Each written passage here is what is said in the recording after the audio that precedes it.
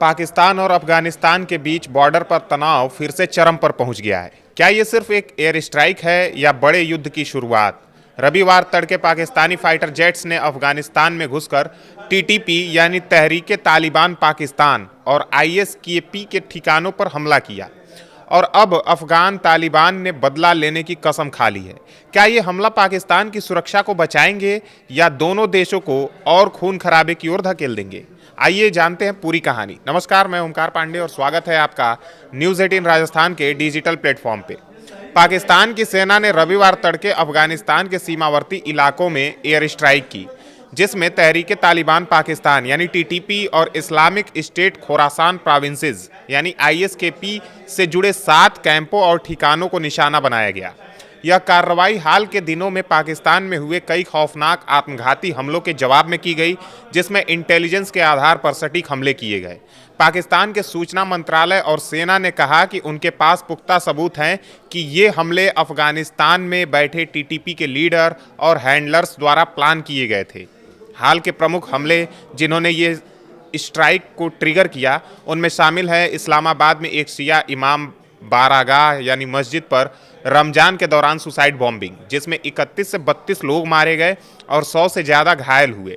इस हमले की जिम्मेदारी आईएसकेपी ने ली। इसके अलावा बाजौर जिले में सुरक्षा चेकपोस्ट पर विस्फोटकों से भरी गाड़ी से हमला, जिसमें 11 सैनिक और 1 बच्चा मारा गया।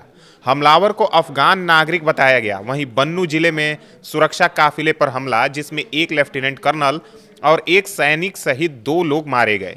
ये भी इस स्ट्राइक की बड़ी वजह मानी जा रही है। इसके अलावा हाल ही में डेरा इस्माइल खान में भी बड़ा हमला हुआ, जिसमें 23 सैनिक शहीद हुए।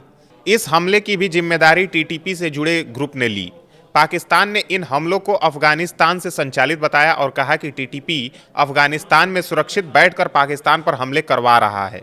सूचना मंत्री अताउल्लाह तरार ने एक्स पर पोस्ट किया कि इंटेलिजेंस बेस्ड सेलेक्टिव ऑपरेशंस थे, जो क्षेत्रीय और वैश्विक शांति के लिए बेहद जरूरी थे। पाकिस्तान ने अफगान तालिबान से अपील की है कि 2020 के दोहा समझौते के मुताबिक अपनी जमीन को आतंकियों के लिए इस्तेमाल न होने दें और अंतर्राष्ट्रीय समुदाय से दबाव डालने की मांग की।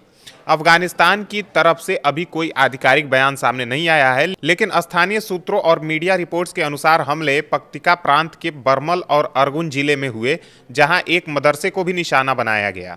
नंगरहार प्रांत के खोग्यानी, बहसूद, गनी खेल और अन्य इलाकों में भी कई स्ट्राइक्स हुए। अफगान पक्ष का दावा है कि इन हमलों में दर्जनों नागरिक मारे गए, जिनमें महिलाएं और बच्चे शामिल हैं, और कुछ घर तबाह हुए। कुछ रिपोर्ट्स में 20 से 28 टीटीपी लड़ाकों के मारे जाने का दावा किया गया है, लेकिन अफगानिस्तान इसे नागरिकों पर हमला बता रहा है और अपनी संप्रभुता का उल्लंघन कह रहा है। कुछ सूत्रों ने कहा कि अफगानिस्तान ने सऊदी अरब और कतर से इस मुद्दे पर बात की है और जवाबी कार्रवाई की चेतावनी भी दी है। यह पाक अफगान बॉर्डर टेंशन का नया दौर है, जो 2021 में तालिबान के सत्ता में आने के बाद से लगातार बढ़ता जा रहा है।